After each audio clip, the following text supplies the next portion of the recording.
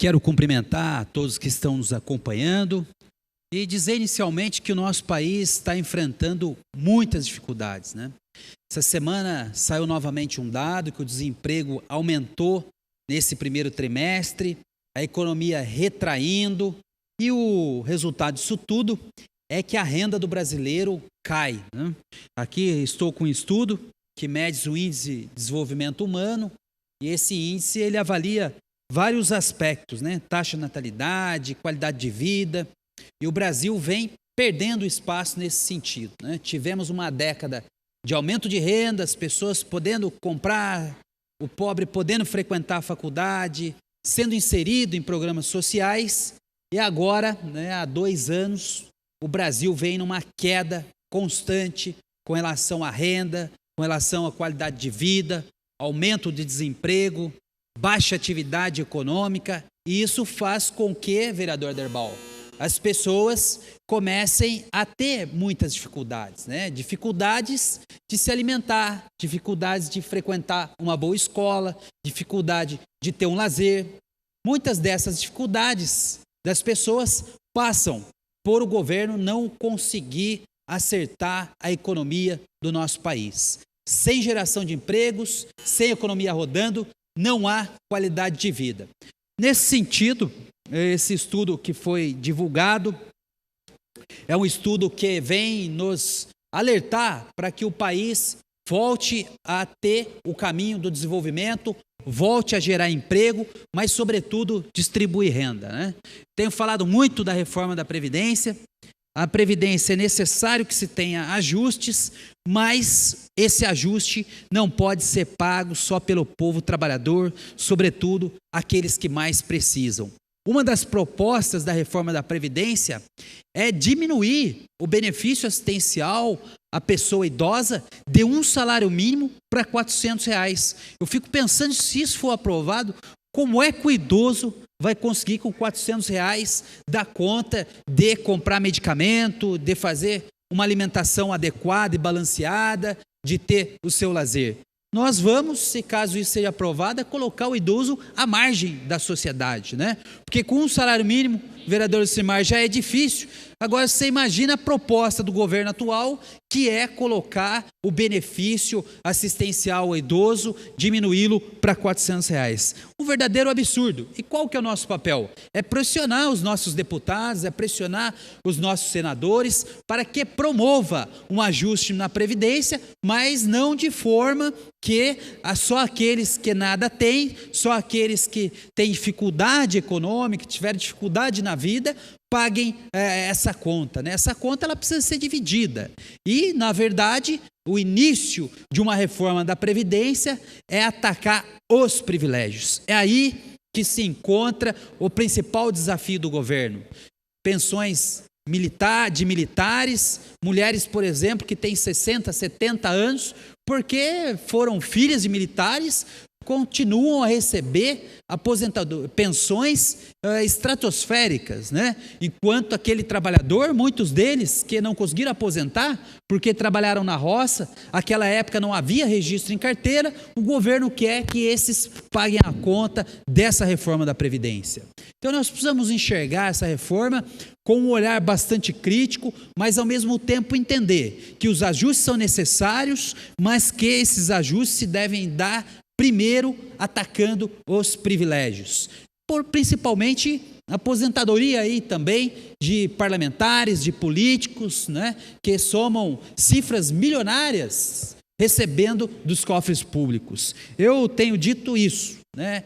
É necessário a reforma da Previdência, mas não da forma como está proposta. Quero crer que essas propostas que irão colocar os nossos idosos, os nossos trabalhadores à margem da sociedade, não passem pelo Congresso e que sejam feitos esses ajustes para que a reforma seja séria, né? Da forma que está, não é séria, porque só visa atacar a dignidade e o direito daqueles que menos têm.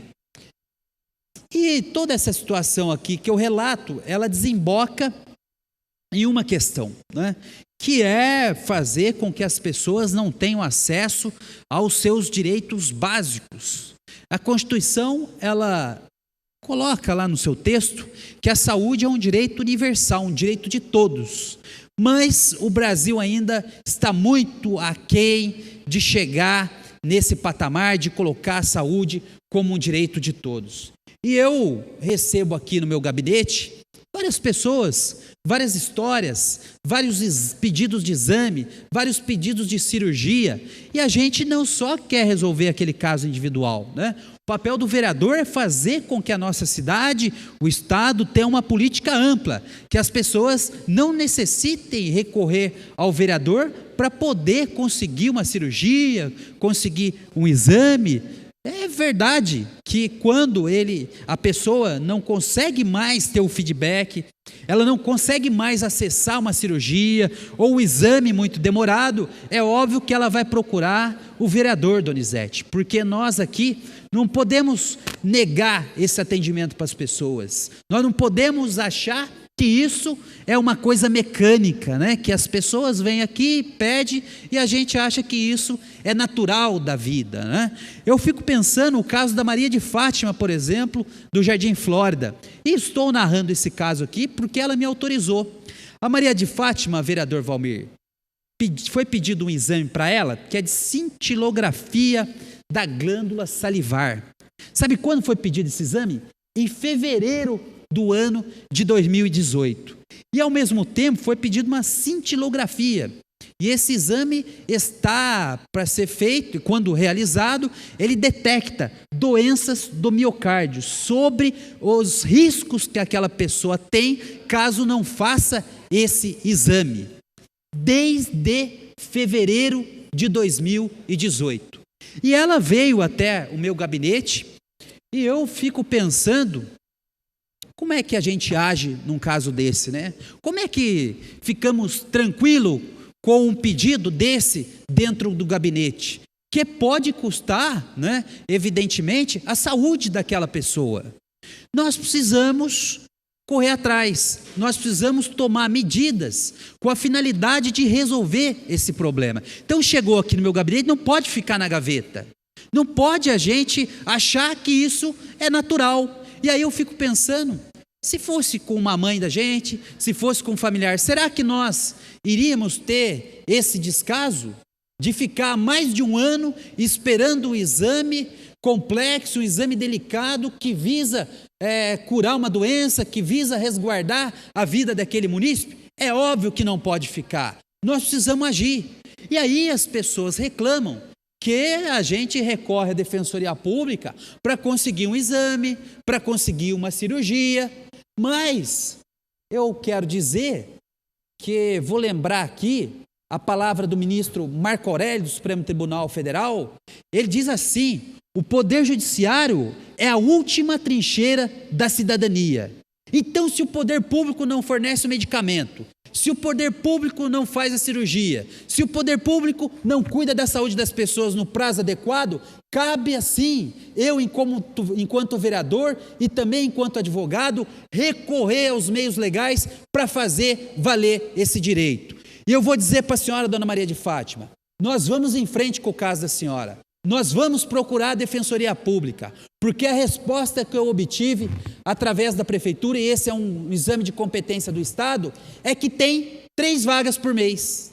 É que as vagas que tem são infinitamente em menor quantidade do que a demanda nesse tipo de exame. Ora, falar assim é muito fácil. A gente não tomar atitude com relação a isso é muito fácil, mas eu vou tomar os caminhos legais para que a dona Maria seja aqui contemplada com esse exame, para que seja garantido o direito dela de ter acesso e cuidar da saúde. Porque a Constituição não pode ser um papel, a Constituição não pode ser um livro que enfeita as prateleiras do Poder Judiciário, que enfeita as estantes dos escritórios de advocacia, que enfeita as estantes da Defensoria Pública. Constituição foi realizada pela nação para ser cumprida. E se a saúde é um direito constitucional, e se a saúde é um direito de todos os brasileiros e brasileiras, se o poder público não consegue cumprir, nós vamos procurar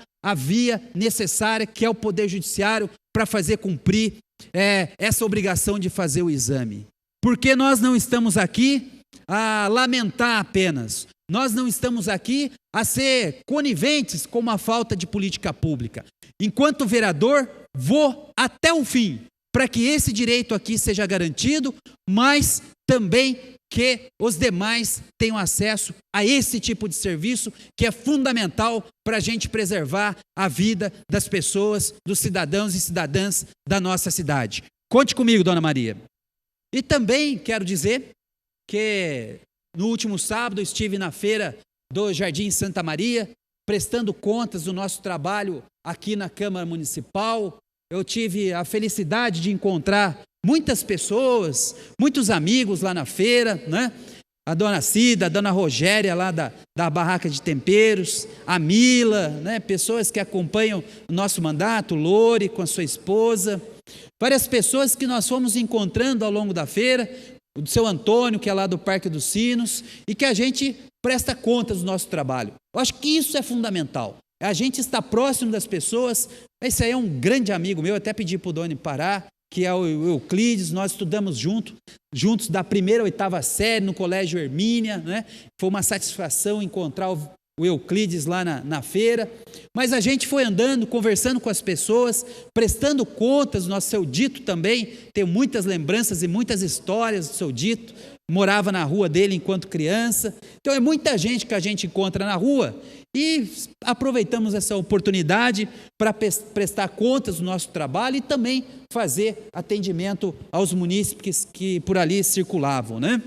E por fim, de lá da feira, fui até o 22 de abril, pois convidado lá para participar da posse, cerimônia da nova diretoria da Associação de Amigos e Bairros do 22 de abril. Então eu quero cumprimentar todos do 22 de abril, em especial o Caleb, conhecido como Irmão Caleb, que vai ser o próximo presidente, que ele possa ter muito sucesso no seu trabalho, que ele possa ter muita energia para ajudar o 22 de abril a conquistar a tão sonhada regularização e o restante da pavimentação que falta, sobretudo na parte baixa, ali próximo ao Rio Paraty. Caleb e 22 de abril, continue contando com o nosso mandato aqui na Câmara Municipal, assim como todos vocês que têm acompanhado o nosso mandato. Muito obrigado.